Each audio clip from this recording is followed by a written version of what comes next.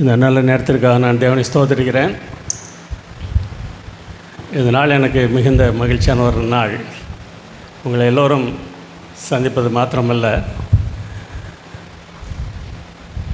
கிட்டத்தட்ட ஒரு ஆண்டு காலமாக ஜேம்ஸ் பள்ளியில் எதிர்த்த வீட்டில் நானும் விஜயநாதனும் கூடியிருந்தோம்.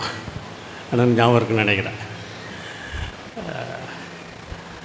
பிரகாசபுரத்தில் ஜேம்ஸ் பள்ளியில் என்னுடைய ஆசிரியர் பணியை துவக்கிய காலத்தில்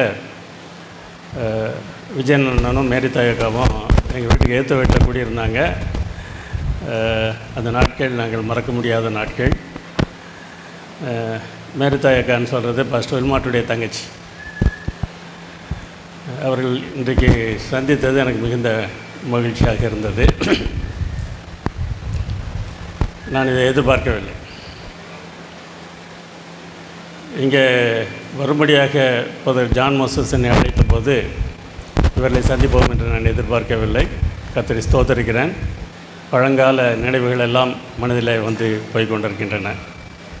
இந்த பள்ளியுடைய தாளாளர் எங்கள் இருவருக்குமே மாணவர். ஏன்னா இங்கே மூலக்கருப்பட்டி வருவது என்றால் சந்தோஷமாக நான் கிளம்பி விடுவேன். என்ன பலவீனங்கள் இருந்தாலும் வர முடியாத சூழல் இருந்தாலும் எப்படியாகிலும் வந்துவிட வேண்டும் என்பதில் மிகுந்த ஆர்வம் காட்டுவேன். இந்த நாளில் இங்கே வந்தது குறித்து நான் மிகுந்த மகிழ்ச்சி அடைகிறேன்.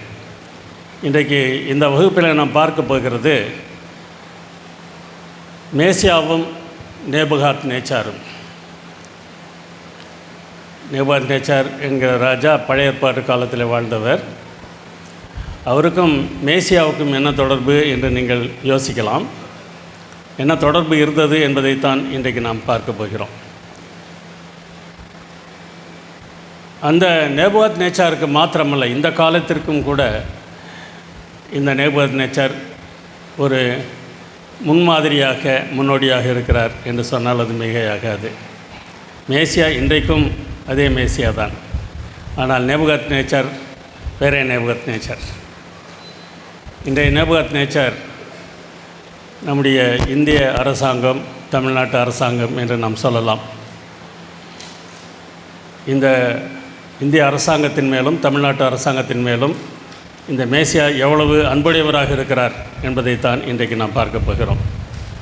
அதை நாம் பார்க்கும்போது நாமும் அத்தகையவர்களாக மாறுவதற்கு என்ன செய்ய வேண்டும் என்பதை குறித்து யோசிக்க வேண்டும். ஜெபம் பண்ணுவோம். எங்கள் நல்ல பிதாவே, இந்த அருமையான வேலைக்காக நாங்கள் ஸ்தோத்திரிக்கிறோம். ஆண்டவரே, எங்களுக்காக நீர் என்னவெல்லாம் செய்ய காத்திருக்கிறீர் என்பதை வேதாகமத்தில் பார்க்கிறோம். உம்மை நீர் வெளிப்படுத்துவதற்காக நாங்கள் ஸ்தோத்திரிக்கிறோம். ஆண்டவரே, இந்த நாளிலும் உம்மை நாங்கள் காண்பதற்கு எங்கள் கண்களை திறந்தரல வேண்டுமாய் எங்கள் அருமையாதர் இயேசு நாமத்தில் வேண்டுகிறோம் பரமபிதாவே, ஆமென். நோயாளி ஒருவர் தன்னுடைய மருத்துவரை பார்த்துவிட்டு வீட்டிற்கு வந்தார். வீட்டிற்கு வந்ததிலிருந்து மிகுந்த சோர்வோடு இருந்தார். ஏதோ 2-3 நாட்களில் தான் செத்து போவது போல வீட்டு காரியங்களை எல்லாம் ஒழுங்குபடுத்த ஆரம்பித்தார். பிள்ளைகளை கூப்பிட்டு அதை செய்ய வேண்டும், இதை செய்ய வேண்டும், இதை நீங்கள் கவனித்துக் கொள்ள வேண்டும் என்று பேச ஆரம்பித்தார். அவர்களுக்கு சற்று வினோதமாக இருந்தது.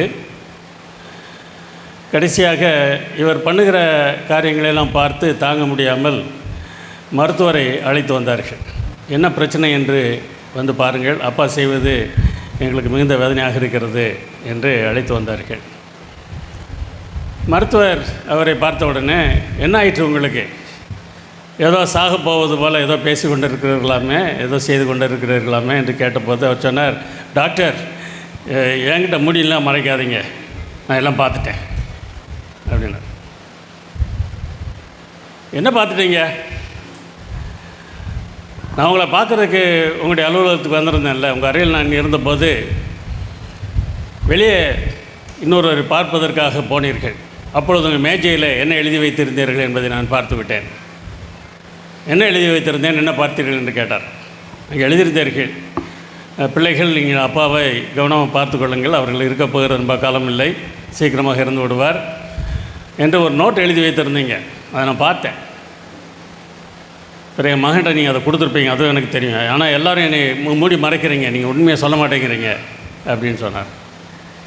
டாக்டர் சிரிச்சுக்கிட்ட, அது நான் உங்களுக்கு எழுதி வைத்திருந்ததில்லை, இன்னொரு பேஷண்ட்டுக்கு எழுதி வச்சுருந்தது, இன்னொரு நோயாளிக்கு எழுதி வைத்திருந்தது நீங்கள் பார்த்து நீங்கள் பயந்துட்டீங்க போல இருக்குது அப்படின்னு சொன்னார். அநேக சமயங்களில் நாமும் கூட வேதாகமத்தை வாசிக்கும்போது இன்னொரு நோயாளிக்கு எழுதி வைத்ததை வாசித்து அது நமக்கு எழுதப்பட்டது என்று நினைத்து பதறிக்கொண்டிருக்கிறோம். தீர்க்க தரிசனங்களை படிக்கும்போது, தீர்க்க தரிசனங்களுக்கான விளக்கங்களை பார்க்கும்போது அதில் நமக்கான செய்தி என்ன, தேவனுடைய பிள்ளைகளுக்கான செய்தி என்ன என்பதை பல சமயங்களில் நாம் பார்க்க தவறி விடுகிறோம். மற்றவர்களை பற்றி எழுதி வைத்திருக்கிறதையெல்லாம் நமக்கு என்று நாம் எடுத்துக்கொண்டு வேதனைப்படுகிறோம். அப்படிப்பட்ட வேதனை அவசியமே இல்லை. ஆண்ட்ரூஸ் யூனிவர்சிட்டியில் ஒரு ப்ரொஃபஸர் இதை பற்றி சொல்லும்போது சொன்னார், வரப்போகிற உபத்திரவங்கள் என்று நினைத்தாலே மாணவர்கள் பயப்படுகிறார்கள். அந்த உபத்திரவங்களுக்கு முன்னராக இறந்து போய்விட்டால் நன்றாக இருக்கும் என்று சில மாணவர்கள் கருத்து தெரிவிக்கிறார்கள் என்று அவர் குறிப்பிட்டார். பல சமயங்களில் அந்த எண்ணம் நமக்கு இருக்கிறது. தானியேல் புத்தகம் என்றால், வெளிப்படுத்தின விசேஷம் என்றால், அங்கே அவருடைய பிள்ளைகளுக்கு என்ன சொல்லப்பட்டிருக்கிறது என்பதை பார்ப்பதற்கு பதிலாக தீயவர்களுக்கு என்ன நிகழும் என்பதை வாசித்துவிட்டு படித்துவிட்டு அதை நினைத்தே நாம் பயந்து கொண்டிருக்கிறோம். அப்படி அல்ல, அந்த புத்தகத்தில் நாம் பார்க்க வேண்டியது வேறொன்று இருக்கிறது. தானியேல் புத்தகம் என்று சொன்னால், தானியேல் புத்தகத்தை படித்த உங்களுக்கு என்ன நினைவிற்கு வருகிறது? இங்கே இருக்கிற கூட்டத்தில் தானியேல் புத்தகத்தை நன்கு படித்தவர்கள் இருப்பீர்கள், அவ்வளோ தூரம் படிக்காதவர்களும் இருக்கலாம். ஆனால் அந்த புத்தகத்தை வாசித்தால் அநேகருக்கு பயமாக தெரியக்கூடியவை என்னவென்றால், பல மிருகங்கள் வருகின்றன, பல கொம்புகள் வருகின்றன, மிருகங்கள் பேசுகின்றன, கொம்புகள் அதை செய்யும் இதை செய்யும் என்று சொல்லப்பட்டிருக்கிறது என்றெல்லாம் நினைத்து அதை படிப்பதற்கே யோசிக்கக்கூடிய மக்கள் இங்கே ஒரு வேளை இருக்கலாம். அல்லது ஒருவேளை அதை படித்தால் பாபிலோன் தேசம், மேதிய பெர்சியா தேசம், கிரேக்க தேசம், இந்த ஆண்டு அந்த வருஷம் இந்த வருஷம், சில வருஷங்களை மனசில் நிற்கிறதே கிடையாது, இதெல்லாம் படித்தா தான் ரட்சிப்பா அப்படின்னு யோசிக்கக்கூடியவங்களும் இருக்கலாம். இதெல்லாம் ஒன்றுமே நினைவில் நிற்க மாட்டேங்குது. எத்தனை தடவை படித்தாலும் மனதில் நிற்கவே மாட்டேன் என்கிறது. இதையெல்லாம் தெரிந்து கொண்டால் தான் நமக்கு ரட்சிப்பு கிடைக்குமா என்று யோசிக்கக்கூடியவர்கள் இருக்கலாம்.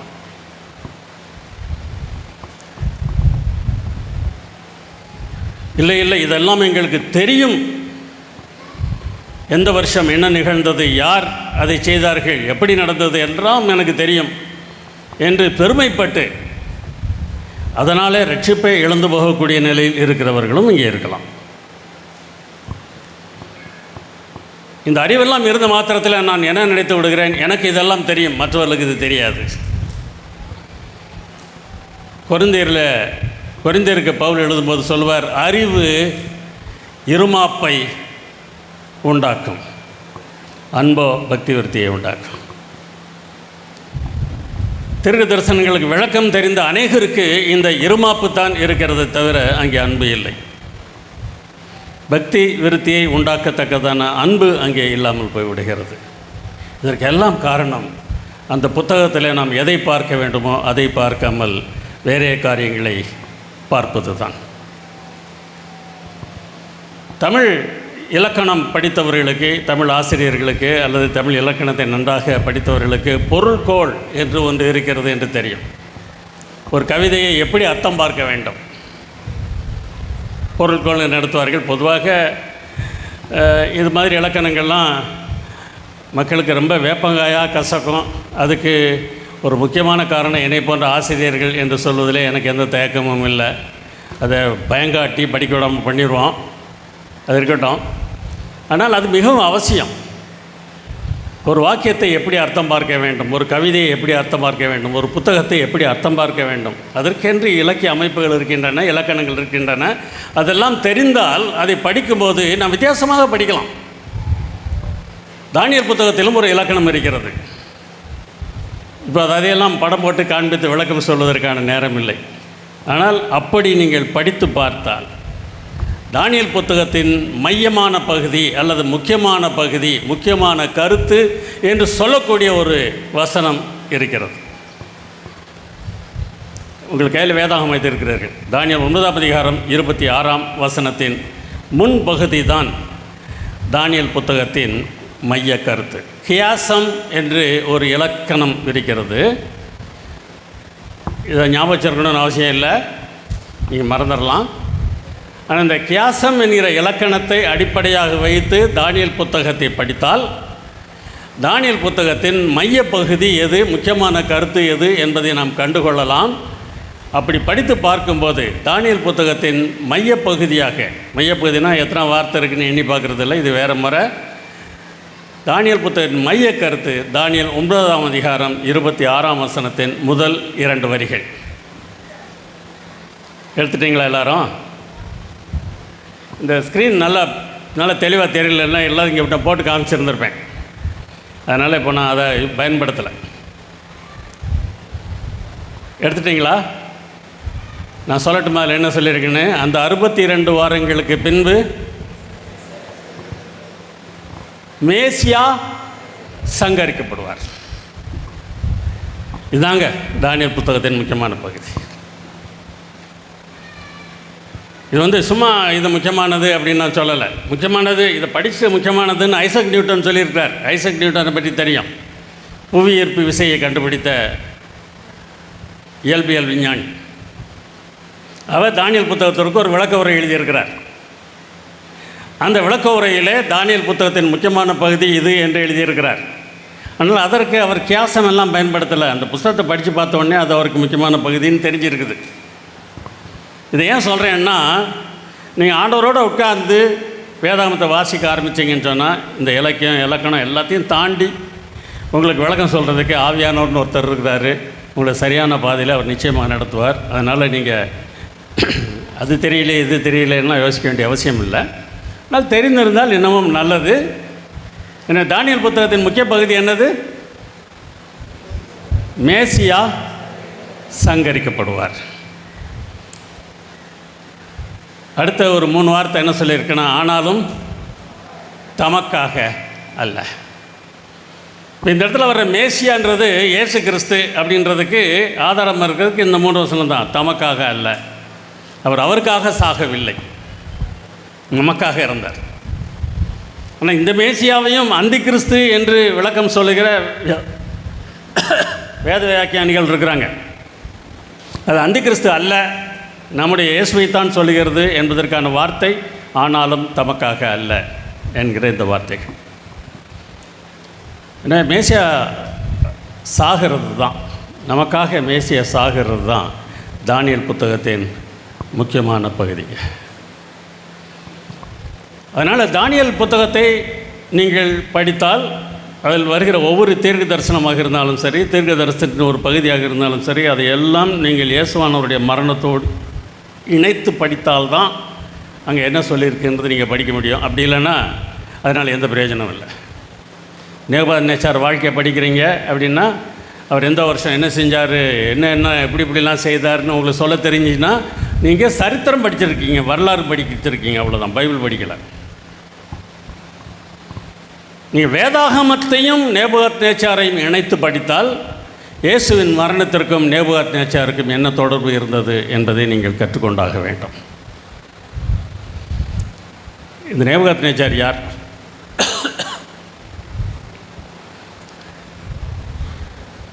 இந்த கேள்வியை கேட்டால் நீங்கள் என்ன பதில் சொல்வீங்க? தானியேல் புத்தகத்தின் ஆரம்பத்தை நீங்கள் எடுத்தீங்கன்னா நேபுகாத்நேச்சாரை பற்றி என்ன சொல்லியிருக்குன்னா, எருசலேம் நகரத்தை அழித்தவன், ஆலயத்தை கொள்ளையிட்டு அங்கே இருந்த எல்லா பொருட்களையும் தன்னுடைய ஆலயத்திலே கொண்டு வந்து வைத்து விட்டான். நேபுகாத்நேச்சார் ஆலயத்தை அதற்கு பிறகு தீக்கிரையாக்கிட்டான், தீ வச்சு கொளுத்திட்டான். எந்த ஆலயம்? நம்ம கட்டுற மாதிரி கோயில்கள் இல்லை. இன்றைக்கி மிஷின் ரிப்போர்ட்டில் நம்ம ஒரு கோயிலை பற்றி கேட்டோம். ஒரு மதுக்கடையை ஆலயமாக எப்படி கட்டினார்கள், அதற்காக ஜெபித்தார்கள், கட்டினார்கள் என்றெல்லாம் கேட்டோம். அது மாதிரி நம்மளாக வேண்டி இந்த இடத்துல ஒரு ஆலயம் கட்டணும், ஆண்டவர்னு கேட்டு கட்டின ஒரு ஆலயத்தை அவன் இடிக்கலை. தேவனால் முன் தீர்மானிக்கப்பட்ட ஒரு இடம். அந்த இடத்துல தேவன் போட்டு தந்த திட்டத்தின்படி அவர் போட்டு கொடுத்த ப்ளூ பிரிண்ட் பிரகாரமாக கட்டப்பட்ட ஒரு ஆலயம். அந்த ஆலயத்தை நேபுகாத்நேச்சார் தீக்கிரையாக்கிவிட்டார். நம்ம என்ன நினைப்போம்? இவனை பற்றி என்ன நினைப்போம்?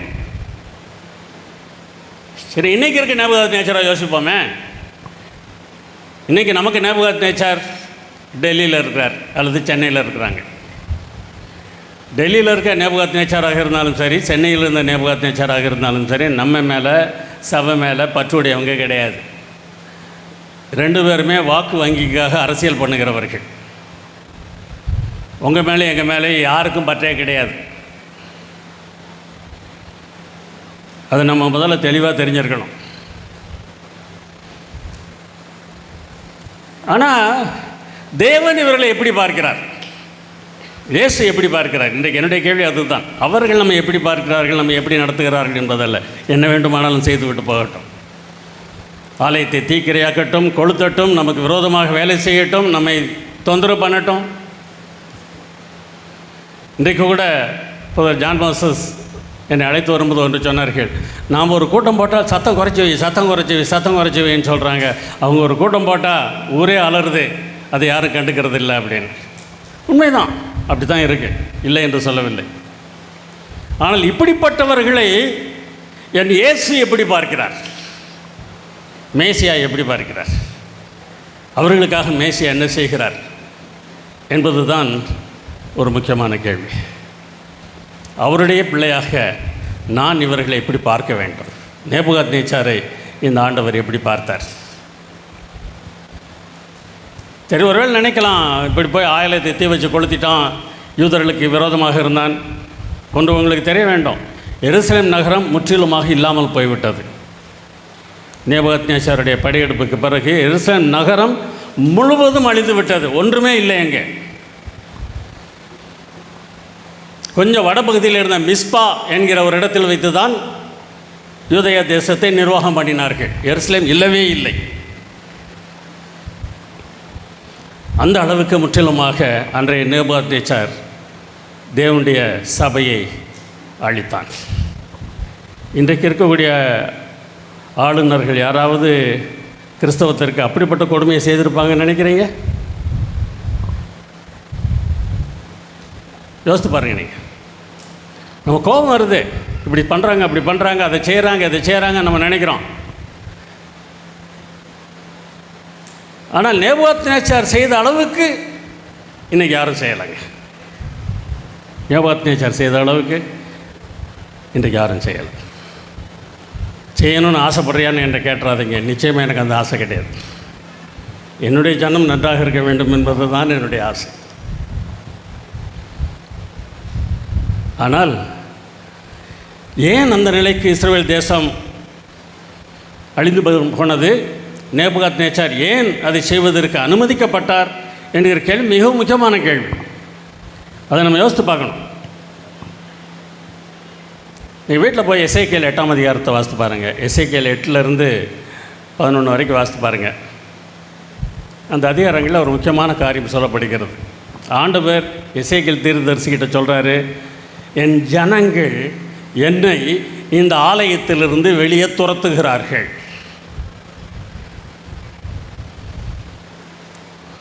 துரத்துறதுக்கு என்னெல்லாம் பண்ணாங்க அப்படின்றதெல்லாம் எசேக்கியேல் 8ஆம் அதிகாரத்தில் இருக்குது. நீங்கள் வீட்டில் போய் வாசித்து பாருங்கள். ஆண்டவர் என்ன செய்தாராம்? அங்கேருந்து வெளியே வந்தாராம். வெளியே வந்து கேருபின் மேலே ஏறினாராம்.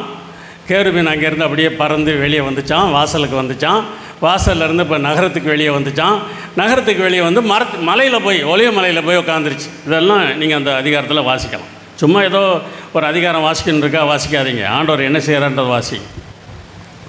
துரத்துகிறார்கள் என்று சொல்லிவிட்டு எப்படி படிப்படியாக எருசலேமை விட்டு தேவன் வெளியே வந்தார் என்பது எசேக்கியேல் 11ஆம் அதிகாரம் வரைக்கும் சொல்லியிருக்கிறது. அப்படி ஆண்டவர் எருசலேமை விட்டு வெளியே வந்துவிட்டதினால்தான் நேபுகாத்நேச்சாராலே எருசலேம் ஆலயத்தை அழிக்க முடிந்ததே தவிர ஆண்டவர் அந்த ஆலயத்திற்குள் இருந்திருந்தார் என்றால் அவனால் ஒரு சிறு கல்லை கூட அசைத்திருக்க முடியாது. இன்றைக்கு ஆட்சியாளர்கள் நம்மை தொடுகிறார்கள் என்றால் அதற்கு காரணம் நாம் தேவனோடு இராததா என்கிற ஒரு கேள்வியை நாம் கேட்டு பார்க்க வேண்டும். தேவன் நம்மோடு இருந்தால் நம்மை தொடுவதற்கு அவர்களால் முடியுமா?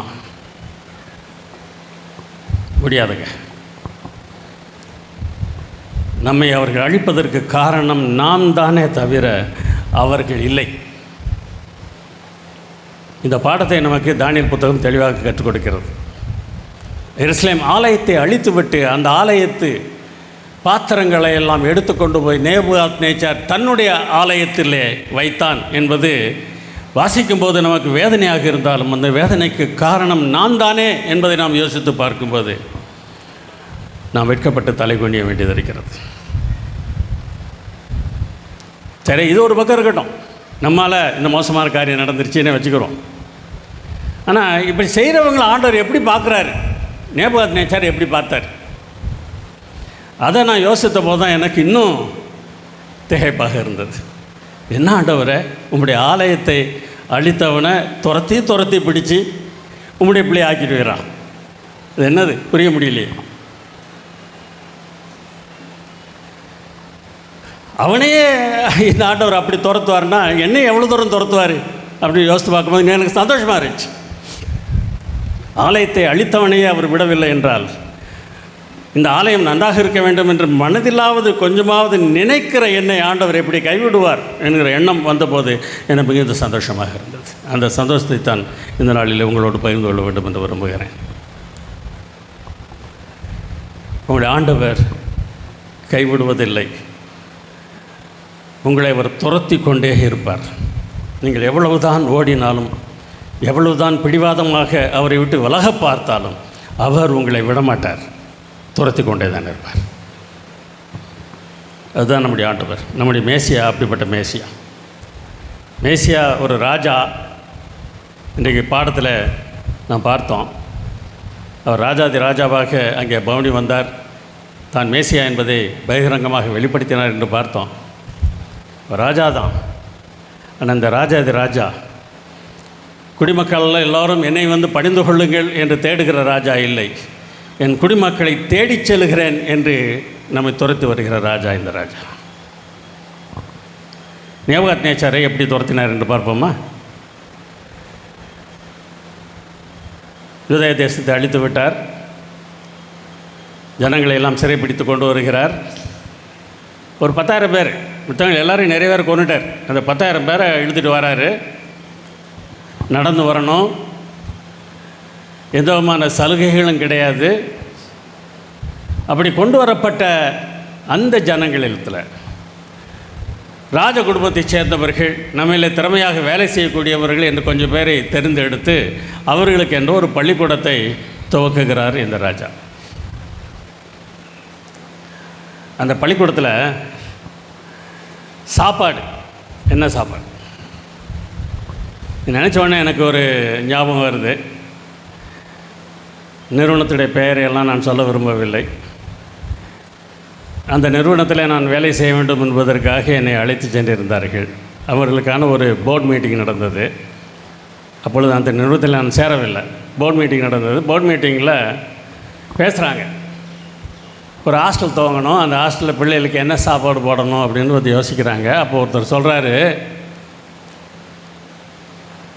எல்லாம் கஷ்டப்பட்ட பிள்ளைகள் தானே, கஞ்சி ஊற்றினா போதாதா, எதுக்கு நல்ல சாப்பாடெலாம் போடணும்? இன்றைய கிறிஸ்தவ சமுதாயம் தாங்கள் உதவி செய்ய வேண்டும் என்று யோசித்த போது அவர்களை பார்த்த பார்வை இது. இங்கே அடிமைகளாக கொண்டு வந்திருக்கிறார்கள், அவர்களை படிக்க வைக்கிறார் இந்த ராஜா. அவர்களுக்கு அவர் கொடுத்த சாப்பாடு என்ன சாப்பாடு? நான் சாப்பிட்ற சாப்பாடை அவங்களுக்கு கொடுக்கணும் அப்படின்னு. என்ன பார்வைங்க இது? நாம் இயேசு கிறிஸ்துக்காக வேலை செய்கிறோம் அப்படின்னு சொல்கிறவங்க கஞ்சி ஊற்றினா போதாதான்னு சொல்கிறோம்.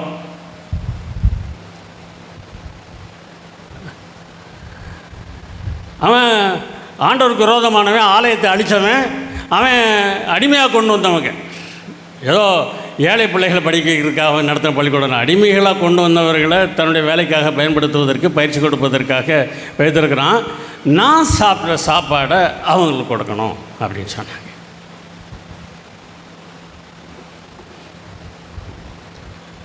அவன் எப்படிப்பட்டவன் அவங்களுக்கு தெரியுதா? மனுஷங்களை பார்த்தவன். நம்ம நாட்டு அதிசயம் அப்படின்னு சொல்லி ஒன்று சொல்கிறோம், தாஜ்மஹால். என்ன தான் பேசினாலும், எவ்வளோ தான் அழகாக இருந்தாலும் அது கடைசியில் ஒரு கல்லறை, அவ்வளோதானே. அந்த கல்லறையில் போய் மும்தாஜ் உயிரோடு குடியிருக்கல. ஆனால் அந்த நேபுகாத் நேச்சார் தன் மனைவிக்கு ஒரு மாளிகையை கட்டினான். அவளுடைய ஊர் கொடைக்கானல் மாதிரி ஒரு உயரமான இடம், அக்மேதான் ஒரு பட்டணம், குளிர்ச்சியான இடம். பாபிலோன் சற்று வெப்பமான பகுதி. எனக்கு இங்கே குடியிருக்க கஷ்டமாக இருக்குது அப்படின்னு சொன்ன உடனே அந்த அமிட்டிஸ் என்கிற அந்த இளவரசிக்கு தன்னுடைய மனைவிக்கு அவன் ஒரு மாளிகையை கட்டினான். அந்த மாளிகையை தான் நாம் தொங்கும் தோட்டம் என்று அழைக்கிறோம். மாளிகை முழுவதும் மரங்கள், செடிகள், கொடிகள். அவளுக்கு எந்த வெப்பமும் தெரியக்கூடாது. அவள் உள்ளே இருக்கும்போது மாளிகை குளிர்ச்சியாக இருக்க வேண்டும். செத்த பிறகு உங்கள் அப்பா அம்மாவுக்கு நீங்கள் என்ன செய்கிறீங்கன்றது இல்லை, உயிரோடு இருக்கும்போது என்ன செய்கிறீங்க, அது முக்கியங்க. செத்த பிறகு தாஜ்மஹால் கட்டலாம், மற்றவங்க மெச்சுறதுக்காக ஒரு வேலை அது இருக்கலாம். நான் உயிரோடு இருக்கும்போது என்ன பண்ணுறோம்? அவன் நினைத்தால் தினமும் ஒரு மனைவியை திருமணம் செய்திருக்கலாம். ஆனால் தன் மனைவியின் மேலே பாசம் உள்ளவனாக, அவள் தன்னை விட்டு பிரிந்து போய்விடக்கூடாது என்பதற்காக ஒரு மாளிகையை கட்டினான். ஒரு வித்தியாசமான ராஜா. அடிமைகளையும் நேசித்தான், மனைவியையும் நேசித்தான். தன் கண்ணால் காண்கிற மனிதரிடத்திலே அன்புடையவனாக அவன் இருந்தான். எனவே இந்த அன்புடைய இந்த மனிதனை, மனிதன் மேல் பாசம் வைத்திருக்கிற இந்த மனிதனை தேவனை அறிந்து கொள்கிறவனாக மாற்ற வேண்டும் என்பதற்காக தேவன் போராடிய போராட்டத்தை தான் நேபுகாத் நேச்சாருடைய வாழ்க்கையில் என்னால் பார்க்க முடிகிறது. மேசியாவுடைய நோக்கம் அதுதான். முதல்ல மனுஷனை நேசிப்பா அப்படின்னு சொல்கிறாரு. மனுஷனை நேசிக்க ஆரம்பிச்சிட்டோன்னு சொன்னால் என்னையும் நீ நேசிக்கலாம். தன்னை பற்றி முழுவதுமாக அவர் வெளிப்படுத்த ஆரம்பிக்கிறார். முதல் வெளிப்பாடு அந்த மாணவர்கள் மத்தியில் இருந்தே கிடைத்தது. தேர்வு வைக்கிறான். அவனே நேரடியாக தேர்வை நடத்துகிறான். வேதாகமம் சொல்கிறது, தன் ராஜ்யம் எங்கும் உள்ள சகல ஞானிகளிலும் இவர்கள் திறமைசாலிகளாக இருந்தார்கள், 10 மடங்கு சமர்த்தராக இருந்தார்கள். கொஞ்சம் யோசிக்கிறதுக்கு கடவுள் தூண்டுறாரு. டேய் பாரு, உன் ஜனங்களெல்லாம் விட ஞானிகளாக ஒரு 4 பையன்கள் இருக்கிறாங்க. அதுக்கு காரணம் அவன் வணங்குகிற ஆண்டவர் என்பதை அவன் மனதில் லேசாக போடுறார். அடுத்து ஒரு நாள் அவன் படுத்து தூங்கிட்டு இருக்கும்போது என்ன நடக்கும்னு நினச்சானா, அவன் நினச்ச உடனே கடவுள் அவனுக்கு ஒரு சொப்பனத்தை கொடுத்துட்டாரு. ஒரு சிலையை பார்க்குறான் சொப்பனத்தில். அதுக்கு அர்த்தம் தெரியல. தானியல் விளக்கம் சொல்கிறாரு. சும்மா விளக்கம் சொல்லி முடிக்கல அவர். இந்த எல்லா ராஜ்யங்களையும் ஆளுகை செய்வதற்கு உம்முடைய கையில் தேவன் கொடுத்துருக்கிறார். ஊழியம் எப்படி நடக்குதுன்னு பாருங்கள். இங்கே வாங்க வாங்க, நான் பைபிள் சொல்லித்தரேன், வாங்க வாங்கலாம் கூப்பிட்டுலாம் ஊழியம் நடக்கலை. ராஜா கூப்பிட்றான், எனக்கு விளக்கம் சொல்லுன்னு. விளக்கம் சொல்கிறதுக்கு ஆரம்பிக்கும் போது, இந்த சொப்பனத்தை உனக்கு கொடுத்தது ஆண்டவர் தான்யா, இந்த சொப்பனத்துக்கு அர்த்தம் இது, நீ பெரிய ராஜ்யத்தை சம்பாதிச்சுட்டே நீ நினச்சிக்கிட்டு இருக்கிற, நீ சம்பாதிக்கல, தேவன் தான் இதை உனக்கு கொடுத்தார். ராஜ்யங்களை ஆளுகை செய்கிறவர், ராஜாக்களை தள்ளி ராஜாக்களை ஏற்படுத்துகிறவர் யார்? தேவன். நம்புகிறோமா?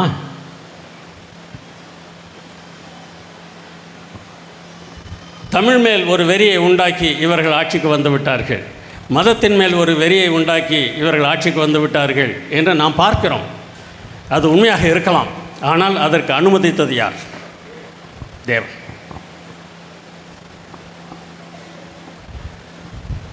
ஏன் அனுமதித்தார்? காரணம் ஒருவேளை நானாக இருந்தேன் என்றால், எருசலேமியர் தேவனை எருசலேமை விட்டு துரத்தியதனாலே அவன் ஆட்சி வருவது சாத்தியமானது என்றால் ஏன் இப்பொழுதும் அப்படி நடந்திருக்கக்கூடாது? உன்னை ராஜாவாக ஆக்கினது தேவன்தான் என்று தானியேல் சொல்லுகிறார்.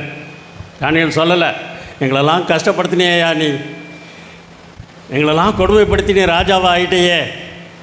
இல்லை, தானியேல் அப்படி சொல்லலை. உன்னை ராஜாவாக ஆக்கினது, இந்த ஆளுகையெல்லாம் உனக்கு கொடுத்தது என்னுடைய தேவன்தான். அவனுக்கு சாமாட்டி வச்சு அடித்த மாதிரி இருந்திருக்கும். ஒருவேளை நான் தான் செய்தேன் நினச்சிட்டு இருந்தான். சொன்னேன், இல்லைடா, உன்னை செய்தது வேற ஆள். சொப்பனத்துக்கெல்லாம் அர்த்தம் முடித்த உடனே சொல்கிறான், ஆமாம் அவர் தான் மறைபொருளை வெளிப்படுத்தக்கூடியவர், அவரால் தான் எல்லாம் முடியும்னு சொல்கிறான். ஆனால் அந்த இயற்கை சுவாகம்னு ஒன்று இருக்குல்ல, ஒரு நல்ல பிரசங்கத்தை கேட்டோன்னு இனிமேல் நம்ம ரொம்ப நல்லவங்களாக இருக்கணும்னு முடிவு பண்ணிடுவோம். வேறு 2 நாள் 3 நாள் அதுக்கு பிறகு பழைய காரியங்கள் உள்ளே வந்துடுவது இல்லையா? அது மாதிரி அவனுக்கு நான் தான் என்ன செய்யலாம்? ஒரு சிலையை வச்சு இது தங்கம், இது வெள்ளி, இது வெண்கலம், இது இரும்புன்னாரு. முழுவதும் தங்கம் தான். ஏன் ராஜ்யந்தான் ஏன் முழுவதும் இருக்கணும்? முழுவதும் தங்கத்தால் ஒரு சிலையை செய்து எல்லோரும் இந்த வணங்க வேண்டும்.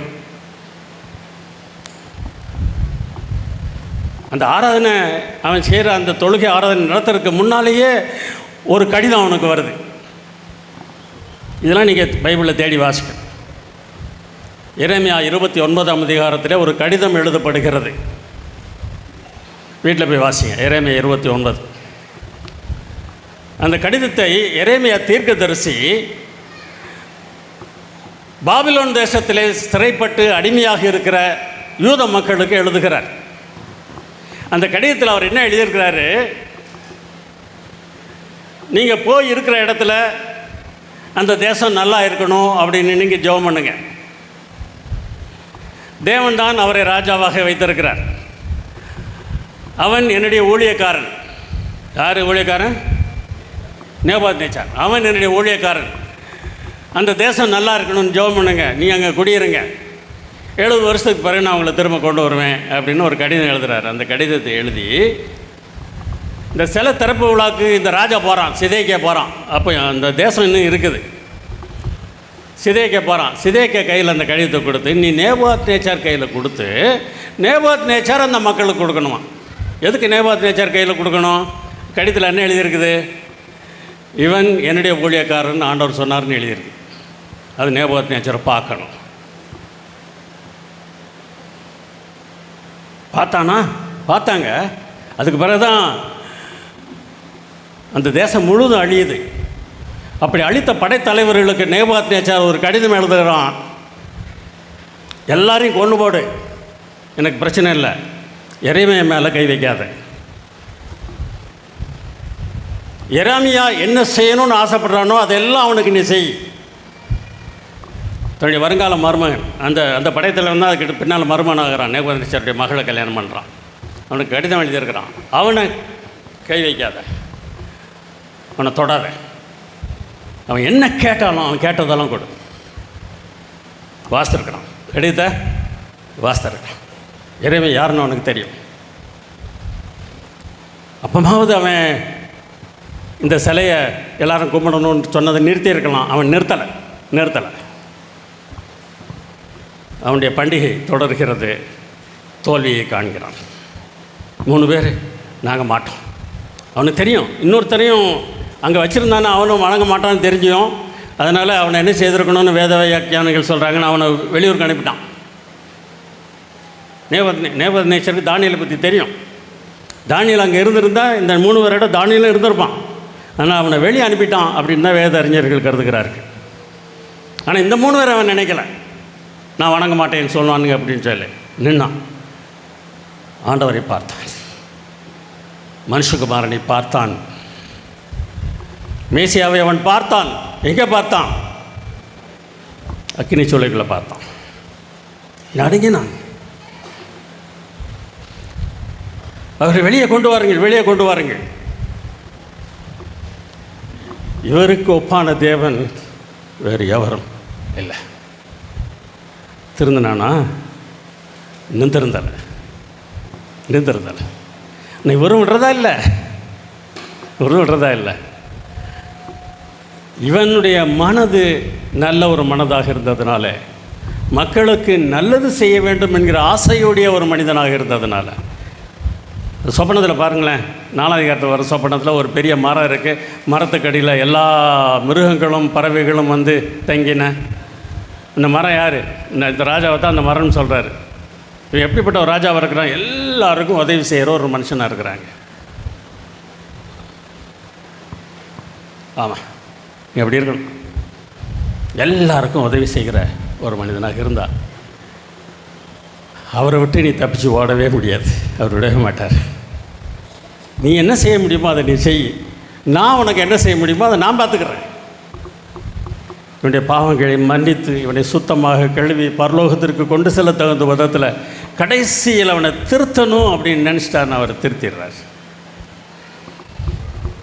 ஒருவேளை நீங்கள் நினைக்கலாம், என்னையும் ஏன் அப்படி அவர் திருத்தக்கூடாது? திருத்துவாருங்க. அவருக்கு பாரபட்சம்லாம் இல்லை. நம்மளையும் அடித்து திருத்தணும், நம்மளையும் ஒரு 7 வருஷம் மிருகத்தை மாதிரி புல் சாப்பிட்டு திருந்தணும் அப்படின்னா திருத்தருக்கு ரெடியாக தான் இருக்கிறார். ஆனால் அது செய்வதற்கு எனக்கு கீழே இருக்கக்கூடிய ஜனங்கள் எத்தனை பேர்களோ அத்தனை பேர்கள் மேலே எனக்கு அன்பு என்ன செய்யணும் இருக்கு. ஒரு குடும்பம்னு வச்சுக்கோங்களேன், ஒரு கணவன்னா அந்த குடும்பத்தை பராமரிக்கிறதுல எல்லா விதமான அக்கறையும் பொறுப்பும் உடைய ஒரு கணவனாக நான் நினைச்சேனோ இருக்கணும். இன்றைக்கி இருக்கிறோமா? இன்றைக்கி ஊழியம் செய்கிறது அந்த காலத்து மாதிரி இல்லை. அந்த காலத்தில் ஒரு கூட்டம் அப்படின்னா, எனக்கு சொந்த ஊர் வந்து பேரூர்னு ஒரு ஊர் ஸ்ரீவைகுண்டம் பக்கத்தில் இருக்குது. அங்கே வந்து ஆழ்வார் திருநகரி, பிறகு ஆழ்வார் தோப்பில் தான் அடிக்கடி கூட்டம் நடக்கும். கூட்டம் நடந்துச்சுன்னா ஊரே திரண்டு நடந்து வருவாங்க. அந்த கூட்டத்தை முடிச்சுட்டு இப்போ ராத்திரி எல்லாம் மொத்தமாக ஊருக்கு போவோம். எங்கள் ஊரை கொள்ளையடிக்கணும்னா ஈஸியாக கொள்ளையடிக்கலாங்க. நிறையா ஒன்றும் காசு கிடையாது, இன்னும் அடிக்கலாம். ஏன்னா எல்லோரும் இங்கே கொடுத்து போயிருப்பாங்க. இன்றைக்கி ஒரு கூட்டத்துக்கு ஒரு கொஞ்சம் பேர் கொண்டு வந்துருங்க பார்ப்போம். முடியாது. ஏன்னா எல்லார் கையிலும் செல்ஃபோன் இருக்குது. இது ஏன் சொல்கிறேன் அப்படின்னா, பிள்ளை கையில் செல்ஃபோனை கொடுத்துட்டு ஜாலியாக இருக்கிற எந்த பெற்றோராக இருக்கிறதுக்கு தகுதியே இல்லாதவங்க. சொல்கிறது விளங்குதாங்க உங்களுக்கு? நம்ம ஜாலியாக இருக்கணுன்றதுக்காக நம்ம டிவி முன்னால் உட்காந்துட்டு பிள்ளை கையில் செல்ஃபோனை உட்காந்துட்டு கொடுக்குற பெற்றோர் இருக்காங்க பார்த்தீங்களா? இவங்கெல்லாம் நிச்சயமாக பரலோகம் போக மாட்டாங்க. ஏன்னா பிள்ளை மேலே தான் அக்கறை இல்லையே, உன்னை எப்படி பரலோகம் கொண்டு போய் சேர்க்கறது? இந்த நேபாத் நேச்சரை பாருங்கள், எல்லா மக்கள் மேலே அன்புடையவனாக இருந்தானா, எல்லாரையும் பராமரித்தான், எல்லாருக்கும் என்ன செய்யணும்னு பார்த்து செய்தானா. நம்ம வீட்டில் ஒரு பிள்ளை 2 பிள்ளை பார்த்துருப்போம். இப்போ கூட அந்த காலத்தில் 15, 20 இருந்துச்சு. இப்போ அது கூட இல்லை, 1 ஒரே அதிகமாக போச்சுன்னா 2 பிள்ளை. அந்த 2 பிள்ளை கூட உனக்கு நேரம் செலவழிக்கிறதுக்கு முடியலைன்னா நீ எதுக்கு ஏன் பிள்ளை பெற்றுக்கிற?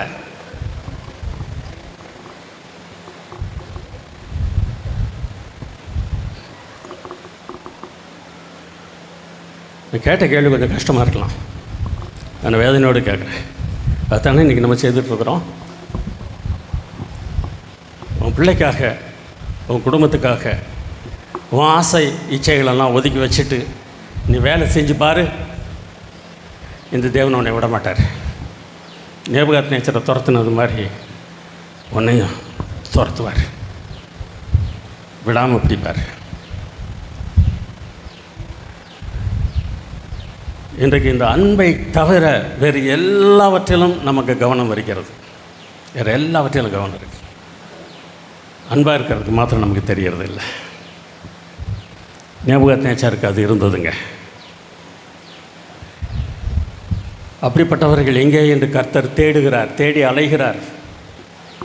அவர்களை திருத்தி தன் பாதையில் கொண்டு வருவதற்காக அவர் என்ன வேண்டுமானாலும் செய்வார். அவர் பரலோகத்திலிருந்து பூமிக்கு வந்த மேசி ஆயிற்றே.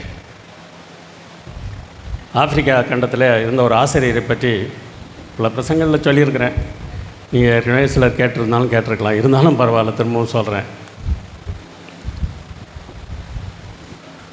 அவர் தன்னுடைய மாணவர்களுக்கு, அட்வென்டிஸ்ட் கல்லூரியில் அவர் பேராசிரியர் தன்னுடைய மாணவர்களுக்கு இந்த சம்பவத்தை சொல்வாராம். என்னுடைய வீட்டை பாருங்கள், மேஜை போட்டிருக்கேன், நாற்காலி போட்டிருக்கேன், ஜன்னல்லாம் கொசுவலை அடிச்சிருக்கிறேன். கதவை திறக்கும் போது கொசு உள்ளே வந்துடக்கூடாதுன்றதுக்காக அதுக்கு முன்னால் வலையுள்ள கதவு ஒன்று, அதுக்கு பிறகு அடுத்த கதவு, எந்த பூச்சியும் என் வீட்டுக்குள்ளே நுழைஞ்சிட முடியாது. ஒரு வேளை பூச்சி வந்துருச்சுன்னு சொன்னால் அந்த பூச்சியை கொல்றதுக்கு நான் வலையெல்லாம் வச்சுருக்கிறேன். அந்த வலையை வச்சு அந்த பூச்சியை பிடிச்சி கொண்டுருவேன். எந்த பூச்சியும் என் வீட்டுக்குள்ளே வந்துடக்கூடாது, என் பிள்ளைகளை கடிச்சிடக்கூடாது, என்னை கடிச்சிடக்கூடாதுன்றதில் நான் ரொம்ப ஜாக்கிரதையாக இருக்கிறேன். ஆனால் எங்கள் ஊரில் எங்கள் கிராமத்தில் அப்படிலாம் இல்லைங்க.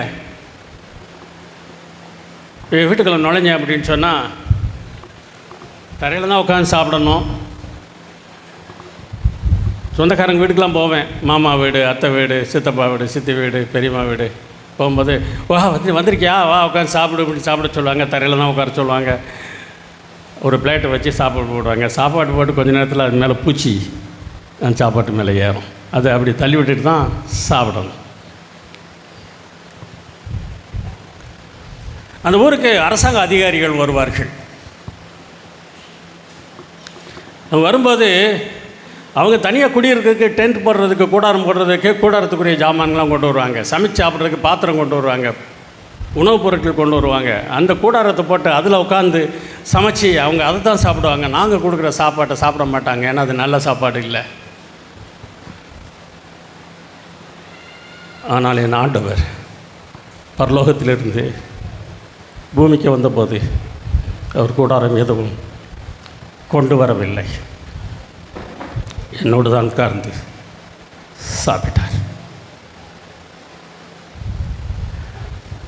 பரலோகத்தை விட்டு என்னோடு உட்கார்ந்து சாப்பிடுவதற்காக வந்த ஆண்டவர் நான் வேண்டான்னு தள்ளுவாரா? தள்ள மாட்டாருங்க. நாம் தான் ஒரு வேளை அவர் வேண்டான்னு தள்ளுவோம். அவர் தள்ளவே மாட்டார்.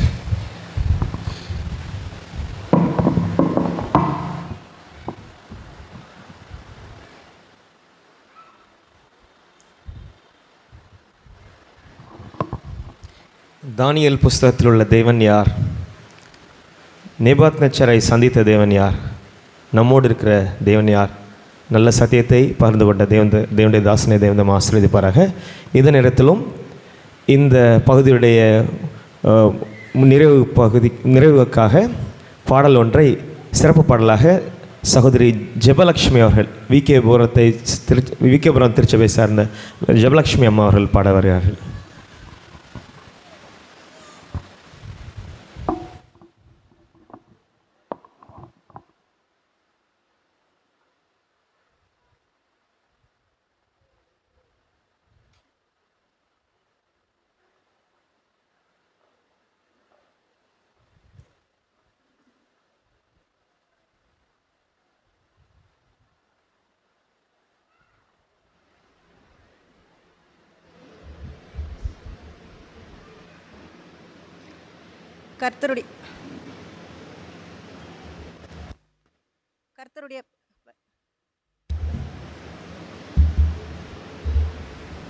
கர்த்தருடைய பரிசுத்த நல்ல நாமத்துக்கே மகிமை உண்டாவதாக. அனைவருக்கும் பரிசுத்தமான ஓய்வு நாள் நல்வாழ்த்துக்களை தெரிவித்துக் கொள்கிறேன். அதிசயங்கள் செய்கிறவர் நம் அருகில் இருக்கிறார். அற்புதங்கள் செய்கிறவர் என்றும் நமக்குள் வசிக்கிறார். அதிசயங்கள் செய்கிறவர் நம் அருகில் இருக்கிறார். அற்புதங்கள் செய்கிறவர் என்றும் நமக்குள் வசிக்கிறார். தண்ணீரை இரத்தமாய் மாற்றினார் அதிசயம். தண்ணீரை இரத்தமாய் மாற்றினார் அதிசயம். வெறும் தண்ணீரை திராட்சை ரசமாய் மாற்றினார் அதிசயம். வெறும் தண்ணீர்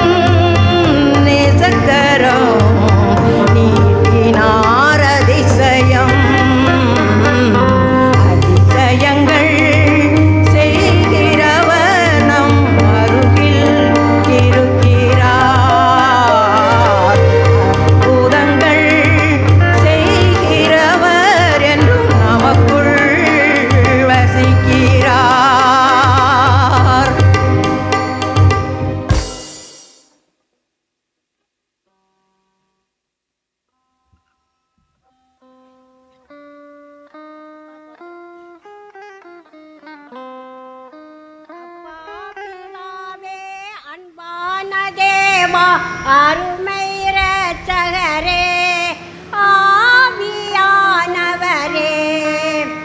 எங்கோ நான் வாழ்ந்தேன், அறியாமல் அலைந்தேன், என் நேச தேடி வந்தேன்.